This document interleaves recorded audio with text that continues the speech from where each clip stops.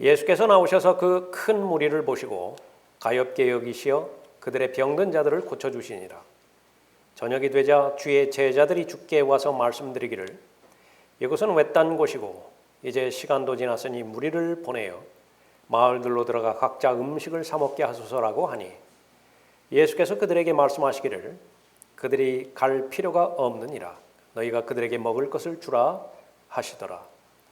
제자들이 주께 말씀드리기를 여기 우리에게 있는 것은 빵 5덩어리와 물고기 2마리뿐이니다라고 하니 주께서 말씀하시기를 그것을 여기 내게로 가져오라고 하시고 무리를 풀밭에 앉으라 명하신 후에 빵 5덩어리와 물고기 2마리를 가지고 하늘을 바라보며 축복하시고 빵을 떼어 제자들에게 주시니 제자들이 무리에게 주니라.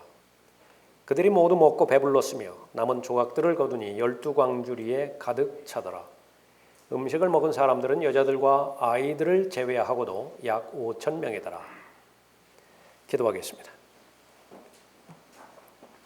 아버지 하나님, 오늘도 변함없이 가장 귀하고 가장 최상의 경배로 또 하나님 앞에 경배드릴 수 있도록 모든 여건을 구비시켜 주시니 감사를 드립니다. 성령 하나님으로 말미암아 거듭난 하나님의 자녀들이 들림받아 올라갈 그때까지 지속적으로 성령의 열매를 맺을 수 있도록 은혜 가운데 인도하여 주시고 진리의 지식 가운데서 가르쳐 주시며 성도의 아름다운 결단을 기뻐 받아들여 주시어서 또 의의 종으로서 가장 합당한 삶을 살 수 있도록 복 주시니 감사를 드립니다. 이 자리에 참여한 참된 경배자들 주님 손에 의탁드릴 때에 선포되어지는 말씀으로 격려하여 주시고 위로하여 주시고 또 하나님께서 친히 도전하여 주시어서 강한 열정과 또 하나님을 사랑하는 그 사랑이 더 커지고 믿음이 더 견고해질 수 있도록 인도해 주시길 원합니다. 성령 하나님께서 친히 인도하여 주시고 또 주관하여 주시고 가르쳐 주셔서 잘 깨달을 수 있도록 인도하여 주시며 삶에 적용할 수 있도록 인도하여 주셔서 성령의 아름다운 결실의 열매 맺을 수 있도록 인도해 주십시오. 저를 주님의 영으로 충만하게 채워주시며 악의 어떠한 공격도 철저히 막아 보호해 주셔서 이 시간을 통해 하나님께서 기뻐해 주시고 영광 받아 주시길 원합니다. 주 예수 그리스도 이름으로 기도드렸습니다. 아멘.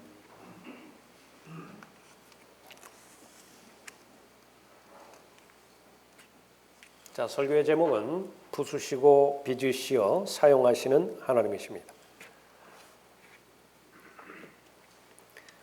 인생은 목적이 있는 삶이기 때문에 반드시 성공을 해야 됩니다. 그러나 세상에 많은 가치관이 있기 때문에 무엇이 성공적인 삶이냐라고 하는 것을 다루는 데는 사람마다 차이가 있을 것입니다. 100살이 넘어서까지 아픈 사람들을 치료하면서 그렇게 인생을 마감한 여의사의 일화가 지난주에 소개가 되었습니다. 또 우리나라에서 가장 큰 부자 재벌인 그 회장의 죽음도 그렇게 알게 되지는 한 주간이었습니다. 여러분의 관점에서는 어떤 사람의 인생이 성공한 인생이었습니까? 다 다를 것입니다. 하나님의 관점에서 성공한 사람 두 가지로 축약될 수 있죠. 아무리 많은 일들을 행했다 하더라도 업적을 쌓았다 하더라도 하나님의 뜻을 발견하지 못했다고 한다면 어리석은 인생입니다. 우선적으로 자신을 향한 하나님의 뜻이 무엇인지를 잘 알아야 되죠. 그것이 의미 있기 위해서는 그 하나님의 뜻을 완성해야 됩니다. 예수님께서 다 이루었다 말씀하신 믿음의 발자취를 우리에게 보여주셨고요. 사도 바울도 달려갈 길을 다 달려갔다라고 하는 믿음의 고백을 우리에게 들려주었죠. 우리에게 본이 되어지는 믿음의 사람들입니다. 이 모든 과정은 하나님의 은혜로 시작되고 이루어지고 맞춰질 것이에요. 그렇지 않으면 이제 무력감 가운데서 벗어날 수 없습니다. 영적인 무력감을 말하는 것이죠.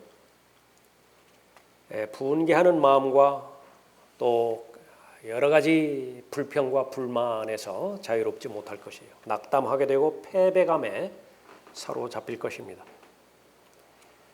사람마다의 관점이 다 다르기 때문에 정도의 차이는 있지만은 버림받았다라고 하는, 거부되었다라고 하는 느낌을 지우지 못할 것입니다.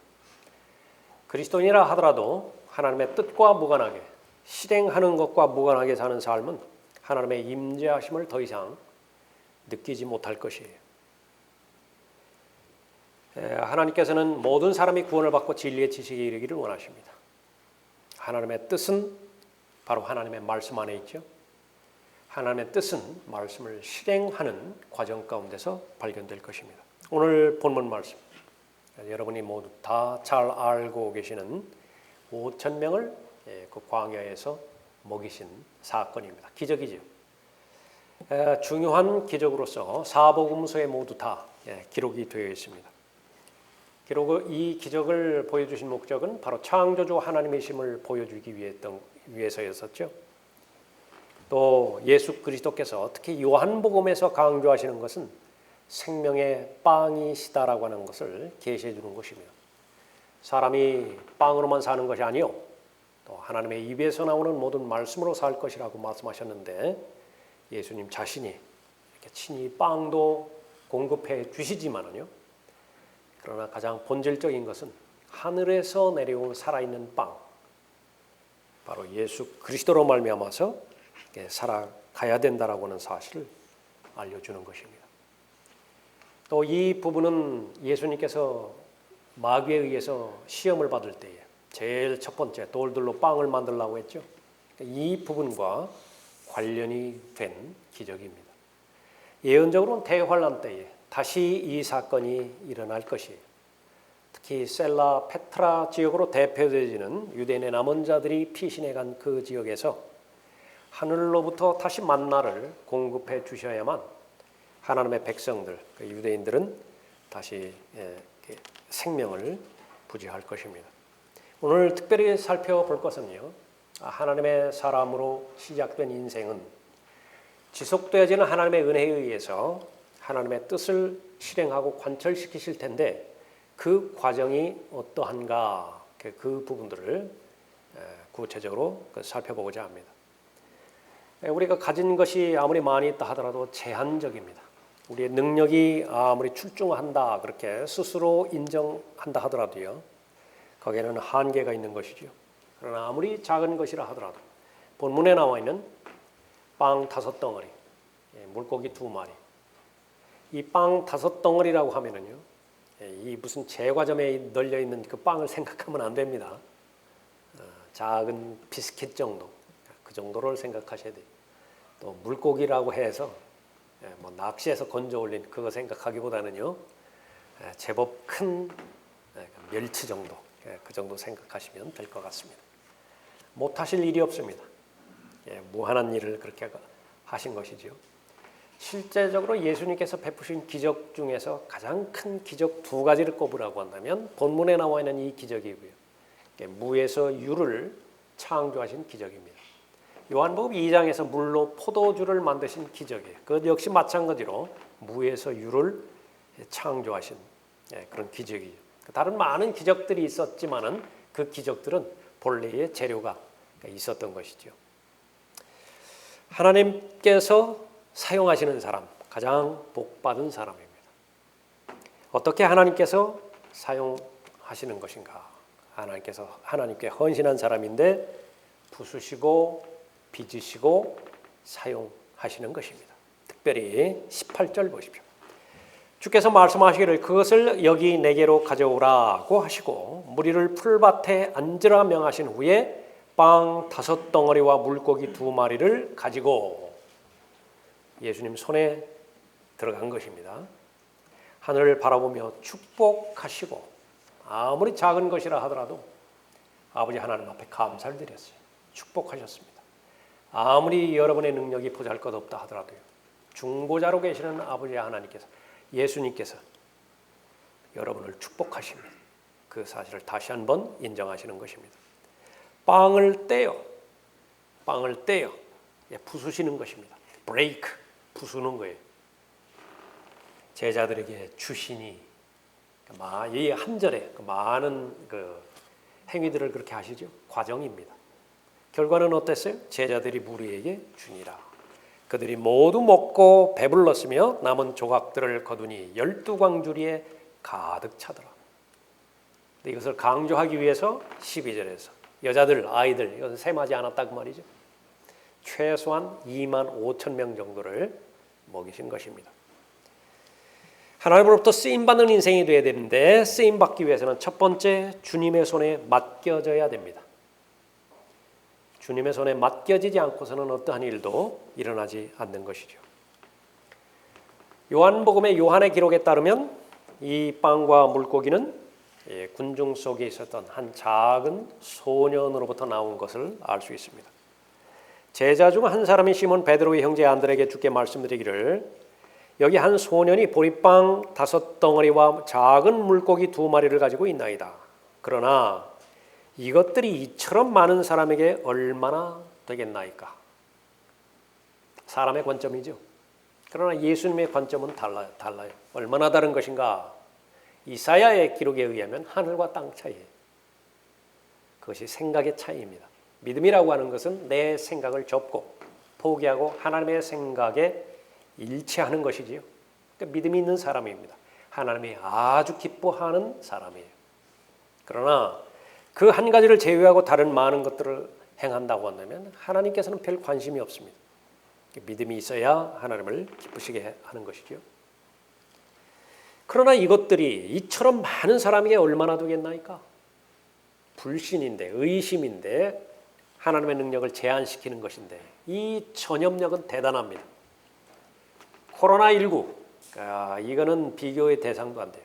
그러한 사람이 한번 옆에 있다, 순식간에 감염이 돼버립니다. 모든 제자들이 다 같은 마음을 품어요. 보잘것없는 것이 이것이고, 이것 가지고 할 수 있는 일은 아무것도 없는 것입니다. 그러나 성경에서 제일 먼저 제시해 주시는 것은 아버지 하나님께서 창조주 하나님이시라는 사실이죠. 태초에 아무것도 없었어요. 하늘을 창조하시고 땅을 창조하신 창조주 하나님께서는요, 말씀으로 창조하셨다는 사실을 제일 먼저 계시하십니다. 빛이 있으라. 빛이 있는 것이 만드시는 분이고, 창조주 하나님 외의 모든 대상은 피조물입니다. 그러나 이제 오 주여, 주는 우리의 아버지시니이다. 우리는 진흙이요 주는 우리의 토기장이시니 우리는 다 주의 손으로 만든 작품이니이다. 하나님의 손에 들려만 있다고 한다면 하나님의 계획에 따라서 최상의 디자이너이시기 때문에요, 단번에 최상의 작품을 만들어내시는 것입니다. 하나님의 손에 맡겨지는 것, 그리스도인에게 적용할 때의 헌신이라 볼 수 있습니다. 그러나 하나님에 대한 믿음이 부족하다고 한다면 헌신이 두렵습니다. 무서워요. 하나님에 대한 신뢰는 나보다 더 잘 아시는 분이 바로 하나님 자신이라고 하는 그 시점부터 시작됩니다. 만들었거든요. 시계가 있는 것인데 여러 해 동안 이 시계를 이용하고 있지만은요, 이 시계를 만든 사람보다는 못해. 사용하는 사람, 만든 사람이 진짜입니다. 만드신 분께서 자신의 손에 의탁하라고 말씀하시는 것은 단 한 가지 목적입니다. 무엇이죠? 복 주시기 위함이에요. 예수님께서 그 손에 들려진 5덩어리 빵하고 물고기, 이것을 가지고 하나님 앞에 감사를 드렸습니다. 하나님 앞에 전적으로 의탁을 한 것이죠. 하나님께서 사용하실 때에 가장 가치가 있습니다. 주님은 우리를 중보하시는 중보자시죠. 어떻게 태어난 인생입니까? 누군가가 피를 흘림으로 인해서 새로운 생명이 출생을 했죠. 받는 사람의 입장에서는 아무 대가가 없습니다. 선물이니까. 그러나 주시는 분의 입장에서는 그 선물을 마련하기 위해서 자신의 생명을 희생해야 됐다고요. 하나님께서는 모든 것입니다. 모든 것을 다 드려서 하나님의 생명을 선물로 줄 준비를 하신 것이죠. 받는 사람에게는 그것이 값없는 그 선물일 뿐이지만은요, 이것보다 더 가치 있는 것은 없는 것입니다. 예수님께서 빵과 물고기를 축복하셨습니다. 자신의 백성에 대해서 왜 축복하지 않으시겠어요? 어떠한 한 사람도 함부로 살아서는 안 되는 것입니다. 하찮게 살아서는 안 되는 것입니다. 우연히 태어난 인생이 아니기 때문에 그래요. 불효자들이 왜 나를 낳으셨느냐고 그렇게 한거하는지 모르지만 하나님에 대해서는 절대로 한거할 수는 없습니다. 지금까지 여러분의 가정을 생각해 보십시오. 여러분이 하고 있는 일들을 생각해 보고 주님의 피로 사신 지역 교회를 통해서 여러분의 믿음이 보호되고 성장되어지는 모든 과정들을 생각해 보십시오. 그 가운데 어떠한 것 하나에도 하나님의 복의 대상이 아닌 것은 없었죠. 여러분은 얼마나 많은 기도의 응답을 받으셨습니까? 또 얼마나 많은 자비의 대상이었습니까? 다른 사람에 대해서 한 번 잘못하면 용서하기가 쉽지가 않죠. 똑같은 잘못에 대해서 두 번, 세 번 반복하는 대상에 대해서는 더 힘들 것이에요. 그러나 여러분은 하나님에 대해서 똑같은 잘못을 몇 번이나 저질렀음에도 불구하고 계속해서 새롭게 마치 전혀 그런 일을 저지르지 않은 것처럼 그렇게 대해주고 계십니까? 하나님의 복임에 틀림이 없는 것입니다. 하나님으로부터 쓰임받기 위해서 주님의 손에 맡겨져야 되는 것입니다. 여러분의 몸을 하나님 앞에 맡기라고 하는 그 말씀이 바로 그러한 목적에 있어요. 구원받은 다음에 제일 먼저 해야 되는 일은 바로 하나님 앞에 자신을 드리는 일입니다. 그러므로 형제들아 내가 하나님의 모든 자비하심으로 너희에게 권고하노니 너희 몸을 하나님께서 기뻐하시는 거룩한 산 제물로 드리라. 이것이 너희가 드릴 합당한 예배니라. 왜 그렇죠? 복 주시기 위해서. 결국은 마음의 변화를 받느냐 받지 못하느냐가 한 번뿐이 없는 인생에서 성공적인 삶을 사느냐 그렇지 못하느냐를 결정하는 것인데 여러분이 여러분의 몸을 하나님 앞에 의탁한다고 한다면 헌신한다라고 한다면 여러분의 마음의 변화는 하나님께서 책임지세요. 너희는 이 세상과 일치하지 말고 너희 마음을 새롭게 함으로써 변화를 받아 하나님의 선하시고 기뻐하시고 온전하신 뜻이 무엇인지 입증하도록 하라. 구원받은 다음에 제일 먼저 하나님께서 하나님의 자녀에게 주신 명령은 침례에 순종하라는 명령입니다. 예수님께서 하나님이시면서 요한이 베푸는 침례에 순종하셨죠. 이게 말이 되지 않습니다. 거꾸로 돼야 된다라고 침례인 요한이 언급하고 있죠. 허락한다, 행하라. 왜 그렇죠? 예수님 자신이 죄인과 하나가 되셨어요. 죄인이 되시기 위해서 사람의 몸을 입고 이 땅에 오신 것입니다. 그래야만 죄인의 자리에 서실 수 있어요. 죄인이 죽어야 되는 죽음과 받아야 되는 저주와 심판을 받으시는 것입니다. 부활하셨죠.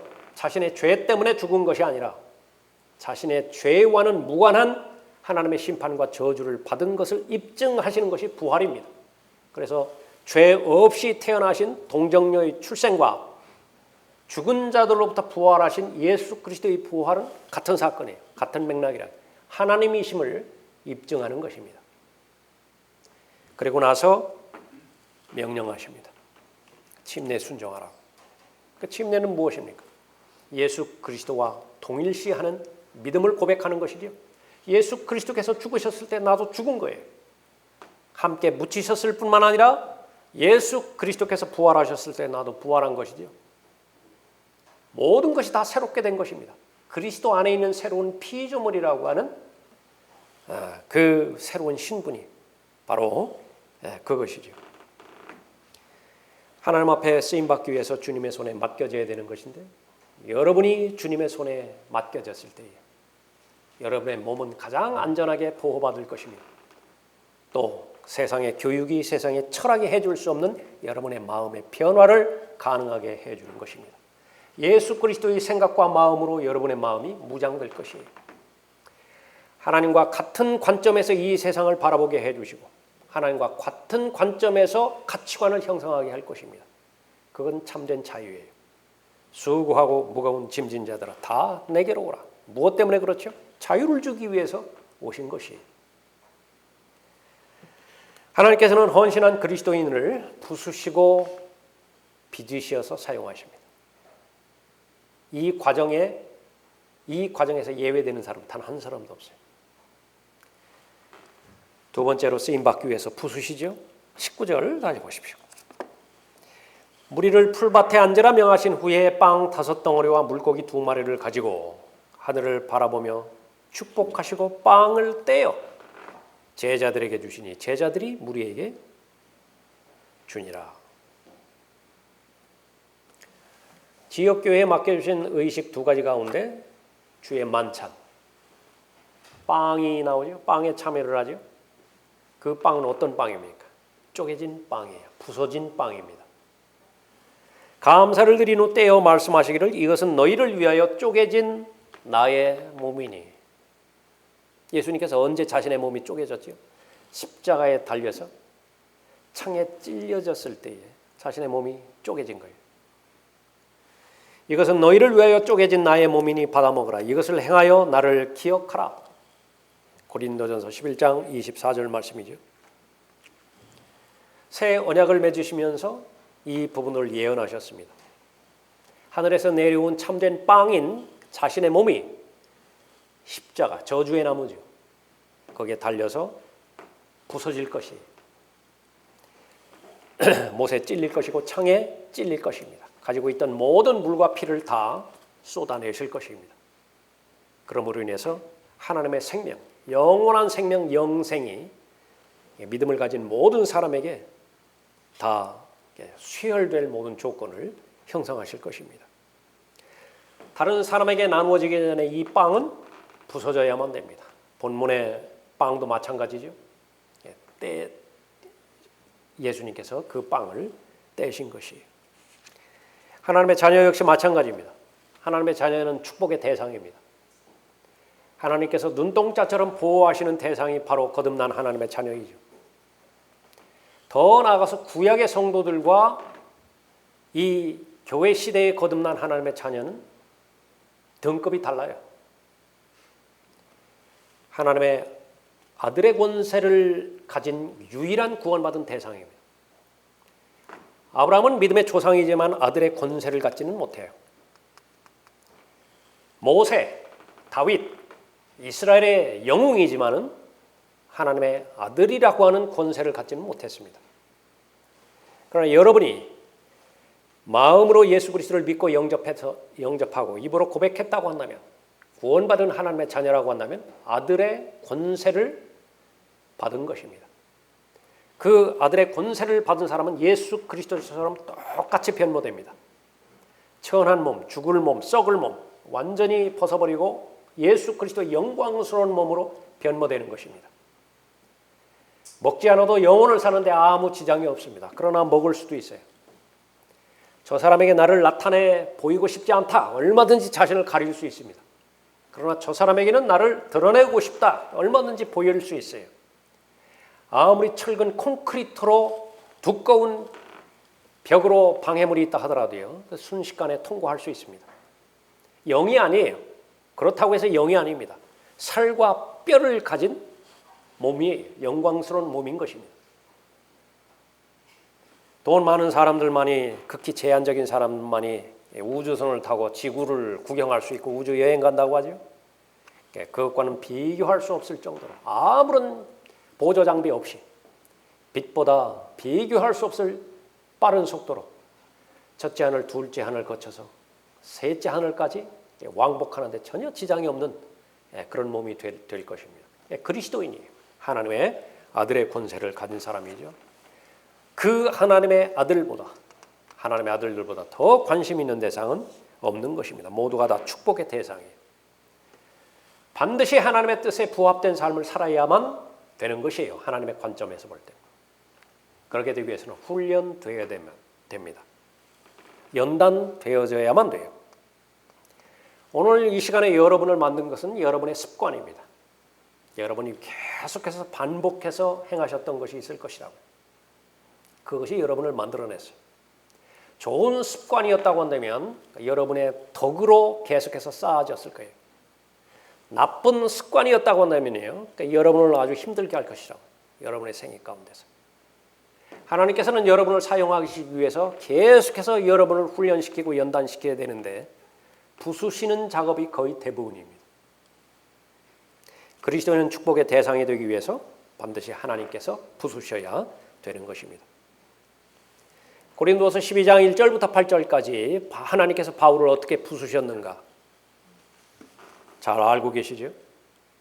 그것만큼은 하나님께서 고쳐주시라고 3번씩이나 간절한 마음으로 하나님 앞에 간구했지만 그러나 하나님은 바울을 아끼시는 바울의 하나님이세요. 중간에 잘 쓰임받다가 스스로의 교만으로 인해서 하나님으로부터 쓰임받는 것을 거절당하고 다른 사람에게 많은 사람에게 사용할 수 있도록 전파는 했지만 본인이 쓰임받지 못하는 것은 하나님께서 견딜 수 없는 일이었기 때문에 계속해서 하나님의 계획 안에 넣어주셨던 것입니다. 복받은 대상 가운데 욥이 있죠. 얼마나 많이 복을 주셨습니까? 자녀들 복 주셨고 물질적으로 복 주셨고 좋은 친구들을 주었죠. 좋은 평판과 정을 얻을 수 있도록 인생을 복 주셨습니다. 그러나 욥이 당한 고난은 다른 어떤 사람이 당한 고난과도 비교할 수 없을 정도로 하나님께서는 후벼 파셨어요. 그 마음을 너무 어렵게 만드신 것입니다. 왜 그렇습니까? 보통 사람이 아니기 때문에 그래요. 욥을 위에서 보았느냐? 대표예요. 하나님의 원수인 마귀에게 하나님의 사람을 제시할 때 대표적인 사람으로 욥을 제시했던 그런 대상이기 때문에 그렇죠. 그 고난과 역경이 왔을 때 욥기 1장 2장에서 하늘에서는 어떠한 배경에서 자신에게 그런 고난이 주어졌는지 욥은 알지 못했던 것이죠. 목격하지 못했어요. 그러나 하나님께서는 반드시 부수시는 그 과정이 있었던 것이죠. 욥은 마침내 계속되는 고난과 계속 깨어지고 쪼개지고 부서지는 그 부분이 지속되는 과정 가운데서 자신에 대해서 비탄에 잠겼습니다. 아마 자살하고자 하는 강한 충동을 가장 많이 느꼈을 것 같아요. 하나님의 목적을 볼 수 없었기 때문에 그렇죠. 그러나 결국은 하나님께서는 욥의 의를 포기하게 하셨고 욥을 하나님의 사람으로 온전하게 빚으셨죠. 그래서 영원토록 욥이라고 하는 인물을 다니엘과 더불어서 제시하는 대상이 된 것입니다. 욥 저런 사람 보았느냐? 요셉은 어땠습니까?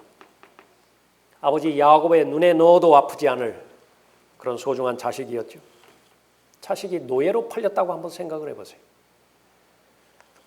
나중에서야 알았지만은 그 자식이 죽은 것으로 잘못 알려졌었죠. 하나님의 목적은 요셉을 이집트의 보좌에 앉히시는 것이었습니다. 요셉이 그 사실을 어떻게 알겠어요? 그러나 그 과정에 대해서는 단 한 가지도 하나님께서는 실수하지 않으십니다. 억울한 누명? 그것은 요셉의 관점에서 억울한 거예요. 하나님의 관점에서는 필연적입니다. 감옥에 들어가게 되었고 그곳에서도 얼마만큼 하나님만을 의지하는 과정 가운데서 요셉을 훈련시켰어요. 연단시켰습니까? 사람을 의지하고자 하는 마음이 언뜻 있었지만은 그것마저도 포기하게 하신 것이죠. 하나님의 계획이에요. 하나님의 목적인 것입니다. 아주 부수시되 확실하게 부수십니다. 욥뿐이겠습니까? 요셉뿐이겠어요? 다니엘은 어떻습니까? 3명의 히브리인 청년들은 어때요? 모든 그리스도인에게 주시는 예표 아니겠습니까? 확신하기를 바라시는 것입니다. 예수 그리스도의 보혈로 거듭난 하나님의 자녀라고 한다면 여기에서 도망갈 수 있는 사람은 없어요. 여기서 예외되어지는 사람은 아무도 없는 것입니다.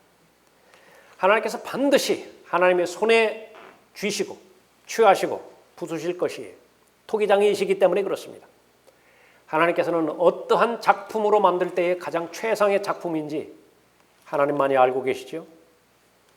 피조물은 동의해 드릴 뿐인 것입니다.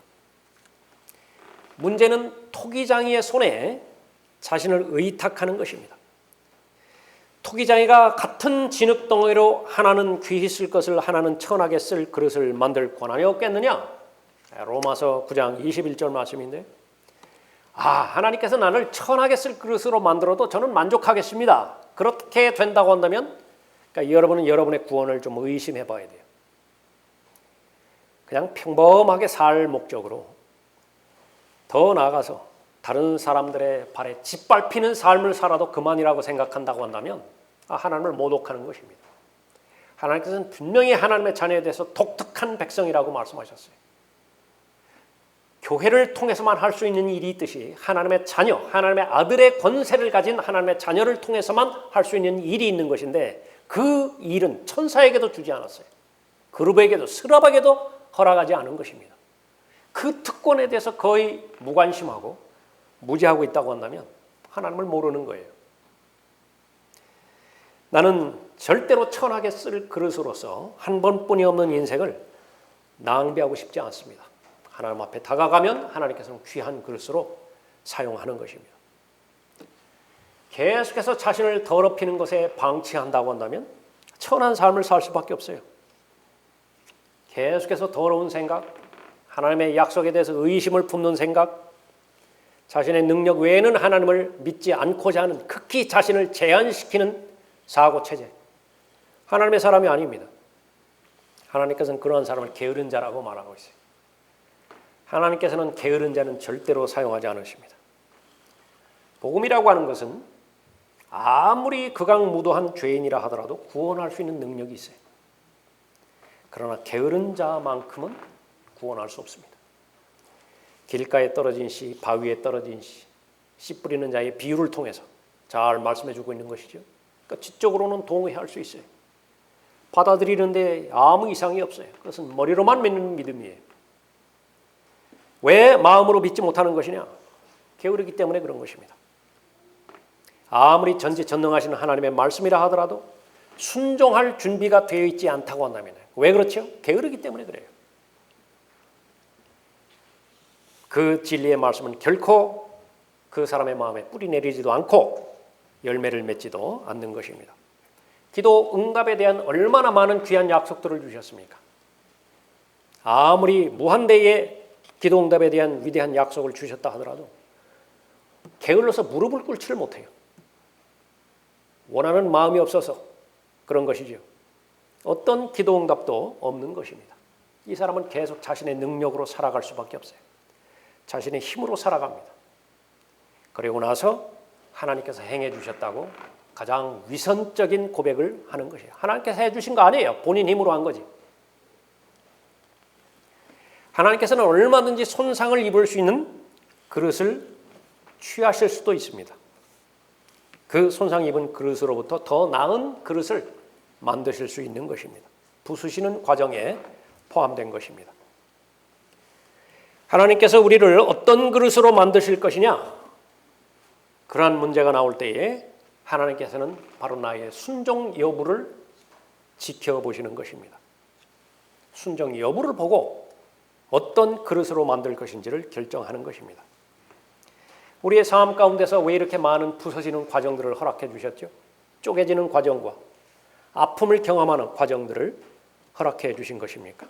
궁극적으로는 바로 모든 일이 합력하여 선을 이루시고자 하는 하나님의 계획을 이루고자 하는 것이죠. 이것이 바로 이해하기 어렵고 받아들이기 어려운 하나님의 진리의 말씀입니다. 하나님께서 크게 사용하시는 대상일수록 크게 부수세요. 하나님께서 위대하게 사용하시는 대상일수록 너무 심하게 부수세요. 목적은 무엇입니까? 다른 모든 것 다 내려놓고 하나님 한 분만을 의지하게 하고자 하는 것이에요. 아주 순수하고 정결한 믿음으로 나올 수 있도록 그 과정을 이루시는 것을 말하는 것입니다.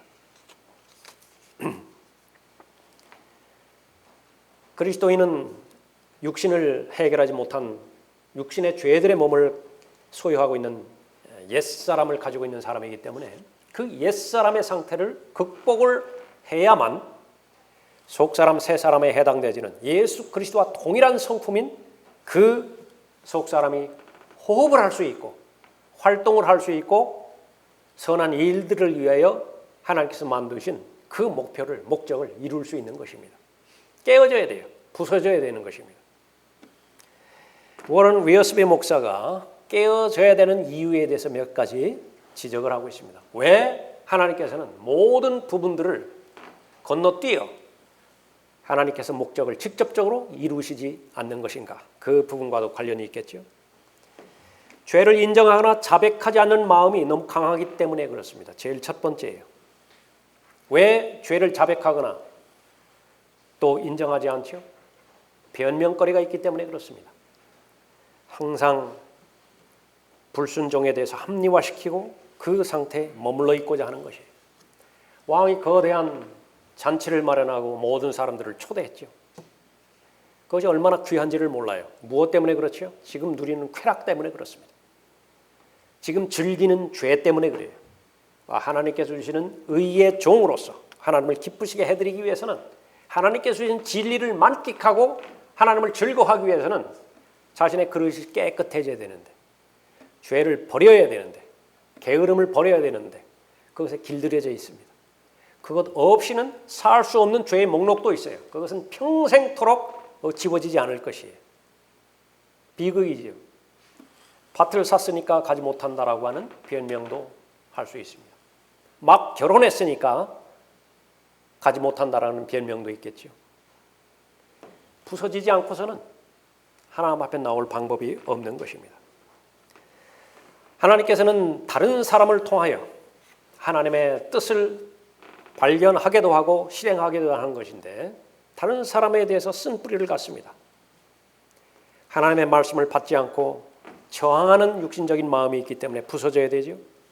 겸손한 마음으로 가르침을 받을 때만이 비로소 진리의 지식 가운데 이르러요.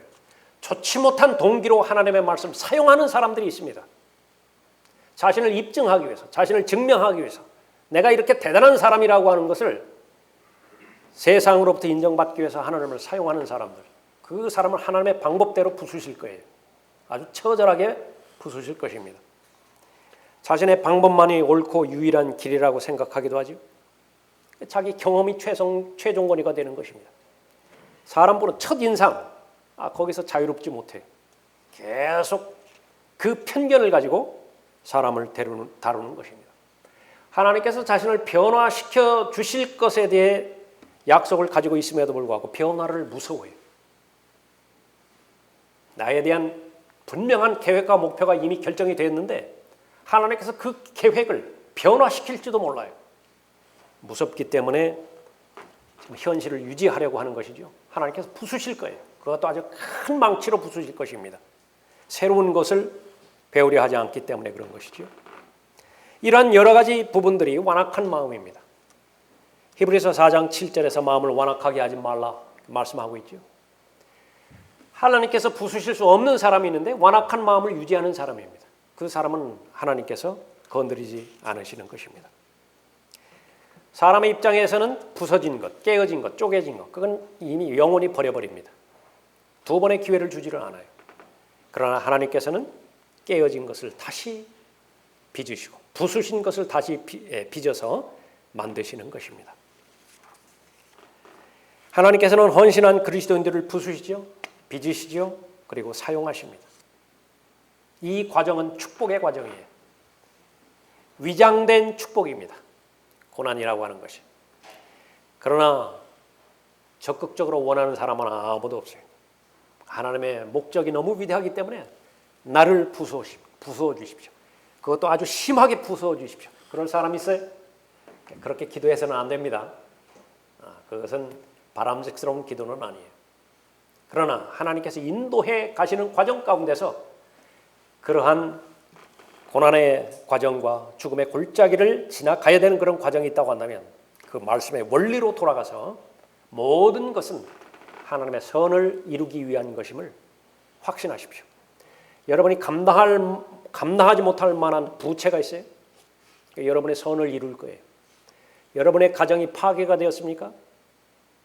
여러분의 가정이 이혼이 되었어요? 하나님을 믿으십시오. 하나님의 선을 이루실 거예요. 많이 아프게 합니까? 그렇게 철석같이 믿었던 친구가 배신을 했습니까? 여러분의 선을 이룰 거예요. 하나님께서는 모든 것이 합력하여 선을 이루게 하실 것입니다. 부서지기를 거부한다고 한다면 계속해서 실패만을 경험할 것입니다. 무기력한 삶을 살게 될 것이고요. 믿음이 진리가 믿음에 뿌리 내려야 되는데 쓴 뿌리만 내릴 것이에요. 기도 생활 포함해서 모든 영적인 생활이 무기력해질 것입니다. 쉽게 상처를 받고 쉽게 상처를 줄 거예요.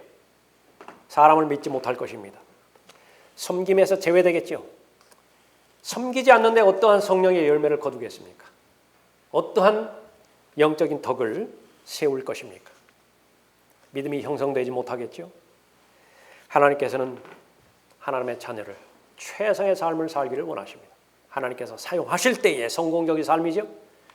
여러분의 지속적인 기도의 제목과 뜻은 들레마다 올라갈 그때까지 첫 번째, 여러분 개인을 향한 하나님의 뜻을 간구하십시오.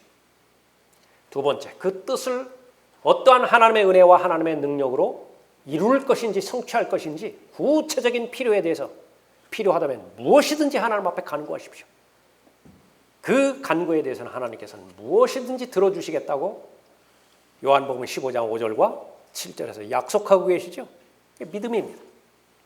하나님께서는 헌신한 그리스도인들을 부수시고 빚으셔서 사용하십니다. 마지막 세 번째로 쓰임받은 결과 풍성한 삶을 살게 하실 것입니다. 20절 보십시오. 그들이 모두 먹고 배불렀으며 남은 조각들을 거두니 12광주리에 가득 차더라. 음식을 먹은 사람들은 여자들과 아이들을 제외하고도 약 5,000명이더라. 요한복음 15장에는 가지치기가 나옵니다. 아무 가지나 가지치기 해주는 거 아니에요. 포도나무에 붙어있는 가지만 가지치기의 대상입니다. 다른 가지는 관심이 없어요. 목적은 무엇이죠? 열매를 맺지 못하는 가지라고 한다면 열매 맺을 목적으로 가지치기 하는 것이고요. 열매를 맺기는 맺되 더 많이 맺을 수 있는 가지예요. 가능성이 더 많은 가지인 것인데 무언가에 대해서 지금 타협하고 있다고요. 무언가에 의해서 자신을 스스로 제한시키고 있다고요. 그건 부질없는 짓이에요. 반드시 가지치기를 하는 것입니다. 그 과정은 상실감을 느낄 수도 있어요. 심지어 죽음을 통과하는 강한 두려움을 느낄 수도 있을 것입니다. 그러나 그때 하나님을 배울 거예요. 그때에 하나님을 의지하는 법을 현장에서 배울 것입니다. 그 시간은 사람마다 다 다릅니다.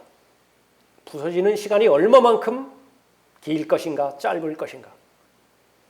여러분의 생애 가운데서 각각의 상황마다 다 다를 것이에요. 군에 입대해서 제대하는 순간까지 그것은 많은 부분에 있어서 부서질 것이라고.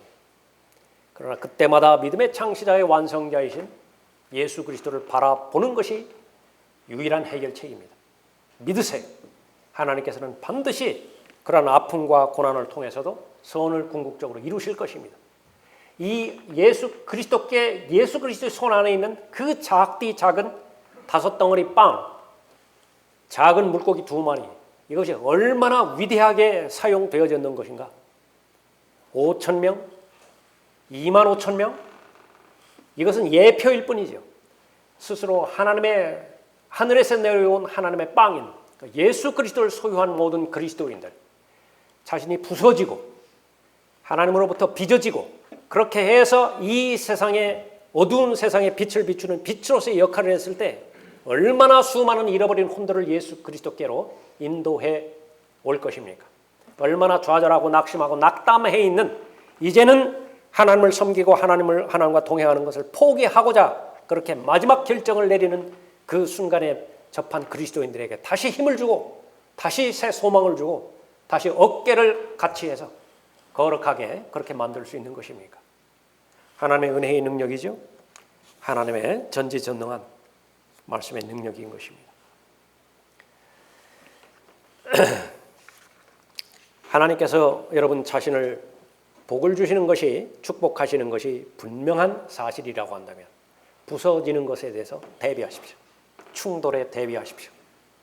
여러분이 아직 항구에 도달하지 않았다고 한다면, 바다에 머물러 있다고 한다면 예상되는 파도에 준비하고 있어야 됩니다. 작은 파도도 있겠지만 큰 파도도 있을 것이에요. 그러나 분명한 한 가지, 항구에 도달할 때까지는요, 절대로 파손되지 않습니다. 배가 깨지지는 않아요. 얼마나 출렁거리느냐, 그것만 남아있는 것이죠. 주님께서는 빵과 물고기를 아주 위대하게 사용하셨습니다. 그 빵과 물고기가 사용되기 위해서는 우선적으로 주님 손에 들어가야 돼요. 주님 손에 들어간 빵과 물고기는요, 주님 방법대로 부수실 거예요. 떼실 것입니다. 쪼개실 것이에요. 그 결과 수많은 사람들을 먹이고 필요를 공급해 주실 것이죠. 그 사실을 본 사람들이 제자이고 그 사실을 목격한 사람들이 구원받은 그리스도인들입니다. 여러분이 인생에서 성공하고 싶으십니까? 누가 성공한 것입니까? 세상적인 관점에서 수많은 성공 사례들을 제시하지만 하나님께서는 과연 어떤 사람이 성공한 사람이라고 결정하십니까?